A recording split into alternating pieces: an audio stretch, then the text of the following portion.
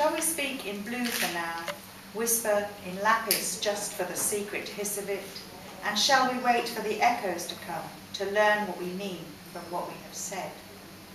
Yes, discussion on islands of white, where the life blue is lost, the milk is spilt, and the bareness of bone begins to be named under the coat in the body of veins. Sinews will tauten like piano wires, and the muscling breath will drag itself in. Shall we speak in blue again and share our woes in indigo, stare over the buttoned emptiness, blank in our mirrored disbelief that no blue dialect will fill a coat's space?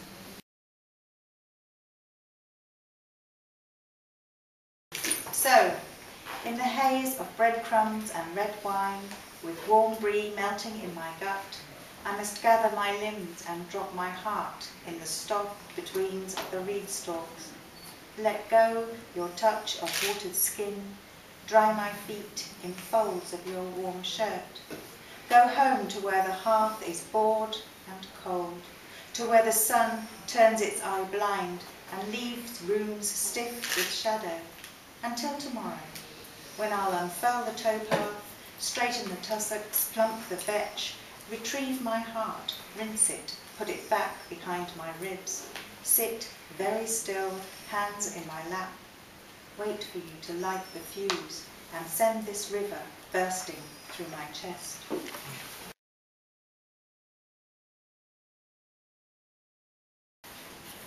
That hat, a kind of corset for the head, had kept her wildness in at dinner.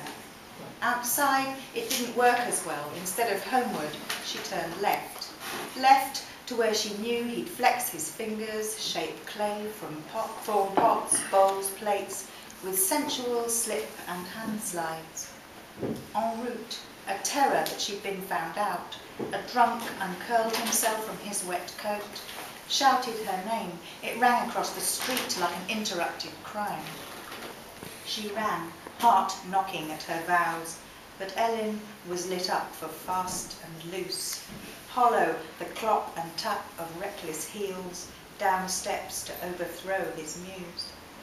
The weary potter hunched over a sack and thought he ought to pay the rent. He dug into predictable clay flesh, yielding, cadaverous, the way he liked it best.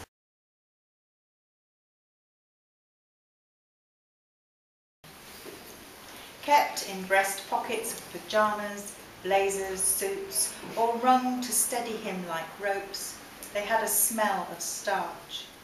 Stacked in a drawer before use, viciously ironed, flow white, except for the blue of overstitch. I traced the letters, leaving guilty finger smuts. M-L-A. Strange word for Grandpa. I made the sounds, mla, mla. Was that what other people called him? To me, he was a shoulder mountain, and from that vantage, I could see a world. When he toppled with a stopped heart, as St. Veronica had done before, I pressed a kerchief to his face, hoped for a sorted portrait like her image of the Christ.